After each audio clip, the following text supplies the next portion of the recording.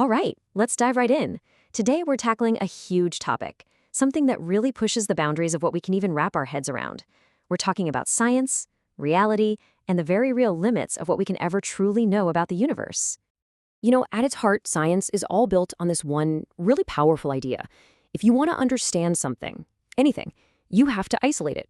You have to draw a neat little circle around it and say, okay, this is the thing I'm studying, and everything else is just the background. And this is the question that really throws a wrench in everything. What if that's not how reality actually works? What if the universe at its most fundamental level is a seamless whole, and our first step in doing science, drawing that circle, is actually forcing a division that isn't really there? And that leads us to this fascinating possibility. Maybe the order we think we're finding out there in the cosmos is actually an order we're creating ourselves, a kind of necessary fiction we have to tell ourselves just to make sense of it all. I mean, think about it. Before you run any experiment at all, what's the very first thing you do? You have to build your equipment. You have to decide, okay, this is my measurement device, and that over there is the environment.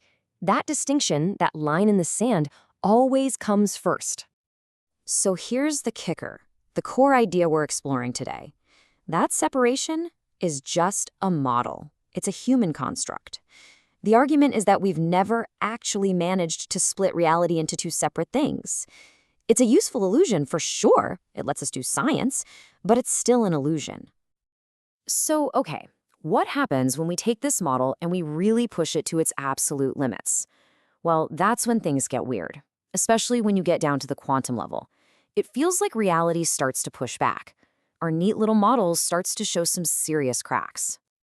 And probably the most famous crack in the whole thing is the Heisenberg uncertainty principle. And it's so important to get this right. This isn't just about our tools not being good enough. It's a fundamental limit that seems to be baked right into the fabric of reality, or at least our view of it. So the principle says that some things in nature come in pairs, like a particle's position and its momentum. And there's a cosmic trade-off. The more you know about its exact location, like you pin it down perfectly, the less you can possibly know about where it's going. Its momentum becomes a complete blur. And yep, it works the other way around too. If you set up an experiment to nail down a particle's momentum with absolute certainty, well, guess what? You've just lost all information about where it is.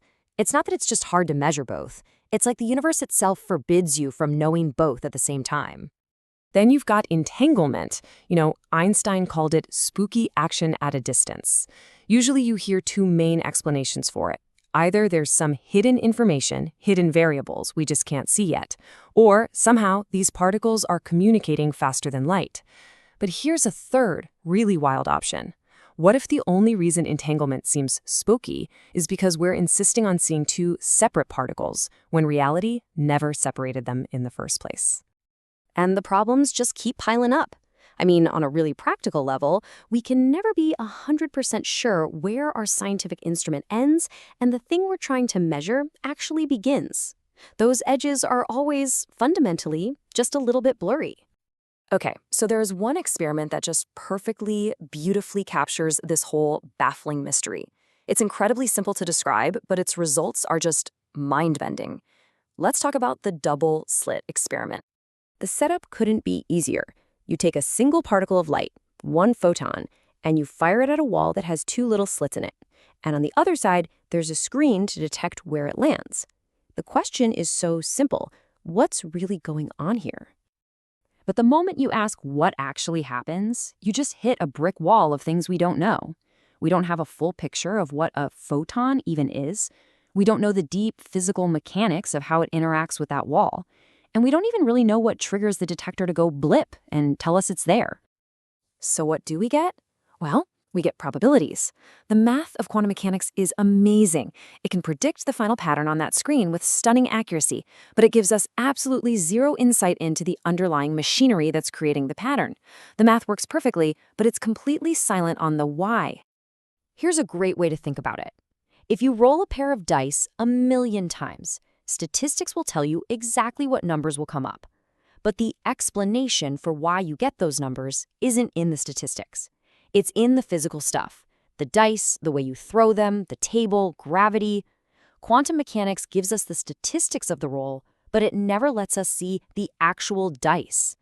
So if the experiments are giving us these bizarre results and the math can predict them but can't explain them, where does the problem actually live? What's really going on? And this brings us to the big revelation. Maybe the problem isn't that reality is weird. Maybe the problem is us. Our perspective is the problem. All this quantum strangeness might just be what happens when we try to cram a seamless, interconnected reality into our tidy, separate little boxes. Or, to put it another way, maybe quantum mechanics isn't a description of reality. Maybe it's the protest sign reality holds up when we try to force our human distinctions onto it.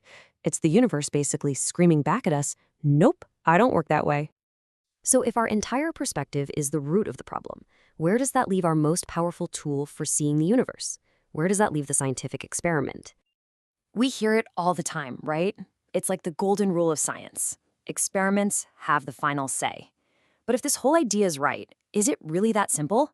Is an experiment really the ultimate judge of what's true? Well, think about it. An experiment doesn't hand you a perfect picture of reality. It just gives you data.